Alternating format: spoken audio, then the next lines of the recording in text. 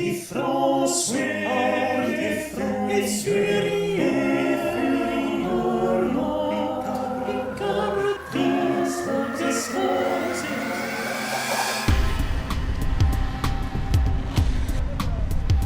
Bonjour, je suis à la gare du Nord et je vous emmène à Villers-Cotterêts. C'est à moins d'1 heure en train de Paris.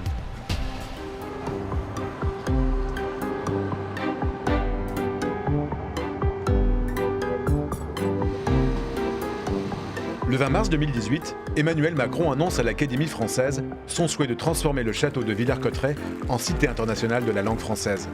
Alors je souhaiterais qu'on fasse de ce château, de ce lieu, un laboratoire de la francophonie. Le choix de ce château de la Renaissance, laissé à l'abandon depuis des années, n'est pas un hasard. C'est ici que s'est écrit l'une des plus grandes pages de l'histoire de la langue française. Je vais retrouver Valérie Sangor, c'est la chef de projet du château Villers-Cotterêts, la future cité internationale de la langue française. Bonjour Yvan, bienvenue au château de Villers-Cotterêts, future cité internationale de la langue française. Valérie, ici, on est au croisement de l'histoire de France et de l'histoire de la langue française. Oui, parce que c'est ici qu'en 1539, François Ier aurait signé l'ordonnance de Villers-Cotterêts qui a fait à l'époque du français la langue obligatoire des actes légaux et administratifs à la place du latin. Donc c'est en quelque sorte l'acte de naissance de la langue française, langue d'État. Mais pourquoi ici, à Villers-Cotterêts ? Alors François Ier séjournait régulièrement ici dans le château. Il aimait beaucoup venir à Villers-Cotterêts parce qu'il chassait dans la forêt de Retz qui est juste derrière le château. Et c'est pour ça d'ailleurs qu'il a décidé dans les années 1530 de construire ce château à partir des fondations médiévales qui préexistaient. Villers-Cotterêts, c'est aussi la ville natale d'Alexandre Dumas, qui est l'un des auteurs français les plus lus encore, les plus traduits au monde. Plus largement, ce territoire est un concentré d'histoire littéraire, puisque Jean de La Fontaine est né à quelques dizaines de kilomètres. Racine aussi est issu du territoire, Claudel, un rapport à la langue française qui est tout à fait exceptionnel dans ce territoire de l'Aisne. Et quel est le projet de la cité de la langue française ?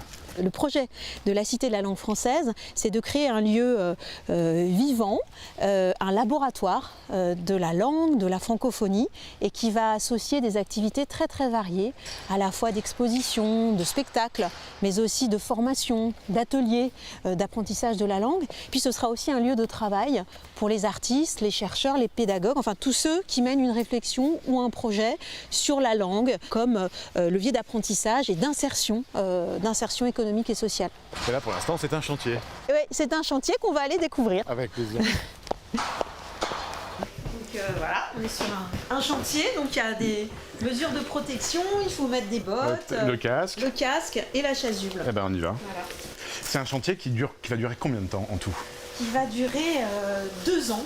2 ans. Voilà. Et là, donc, on attaque la première phase, qui est une phase de curage, de démolition de certaines parties qui n'ont pas d'intérêt patrimonial. Ensuite, il y aura le travail de restauration à proprement parler des extérieurs.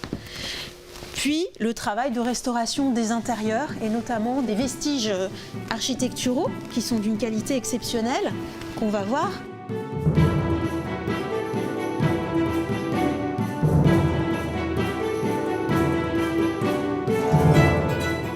Ce château a une histoire tout à fait singulière. Donc il a été construit au XVIe siècle à l'initiative de François Ier.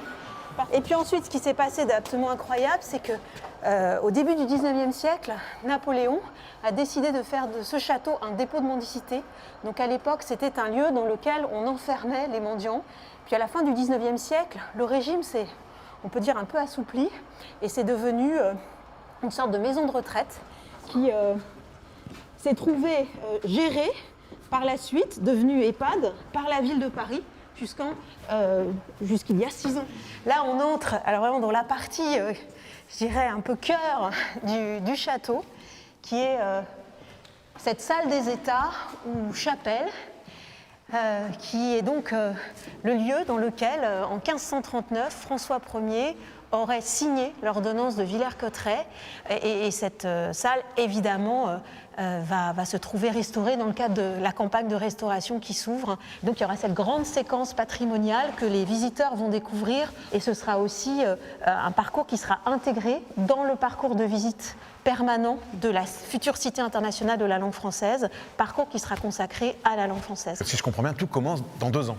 En fait, ça commence maintenant et on va aller voir parce qu'on a installé une maison du projet dans laquelle il y a déjà des actions pédagogiques, des actions culturelles qui se mettent en place avec les acteurs notamment du territoire. Je vous suis.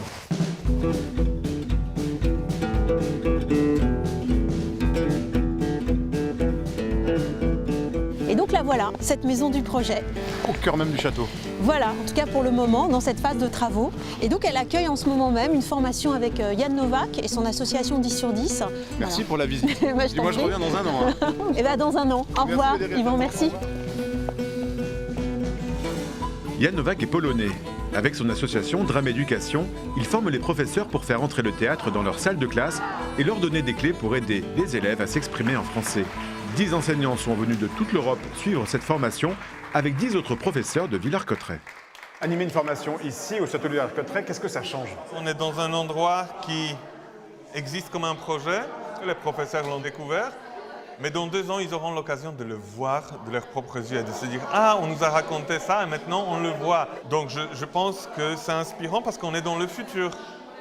On est dans la future cité internationale de la langue française.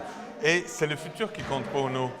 Molière, il a joué ici Tartuffe, devant le roi François Ier. Et nous, on travaille ici sur les réécritures des pièces de Molière. Donc, tout ça se mélange. On a Villers-Cotterêts, on a Molière, on a les professeurs des univers différents. Ça ne peut qu'être magnifique et inspirant.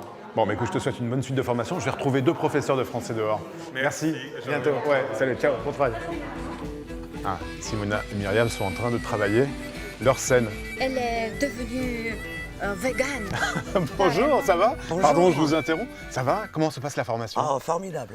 Pourquoi vous avez décidé de participer à cette formation? Ça me permet d'éclairer mes apprentissages par une nouvelle pratique théâtrale. Je connaissais un peu le théâtre contemporain, mais la démarche de Yann est vraiment formidable pour les enfants. Et toi, ton école, elle est juste ici? Juste derrière, oui, dans Route de Vivière, un quartier dit défavorisé, avec beaucoup de nationalités différentes. Et qu'est-ce que ça fait de venir ici, au château, faire une formation sur le français par le théâtre? Alors déjà, d'avoir accès au site, parce qu'il a été abandonné. Avec les élèves, nous passons tous les jours devant le château et à chaque fois, c'était une désolation de le voir totalement laissé à l'abandon. Et là, c'est une renaissance pour Villers-Cotterêts. Les enfants s'emparent du projet, les parents aussi. Et ce que fait Yann, je vais le mettre en pratique puisque je donne des cours de français aux parents migrants. C'est important pour toi d'avoir cette cité de la langue française à Villers-Cotterêts. On commence déjà à sentir l'effervescence. Donc ça va être une renaissance. Alors si vous souhaitez en savoir plus sur la cité de la langue française ici à Villers-Cotterêts, bien c'est très simple, rendez-vous sur notre site internet. Nous on se retrouve bien sûr la semaine prochaine pour une nouvelle destination. Et d'ici là, bonne semaine à tous sur la planète francophone. Salut!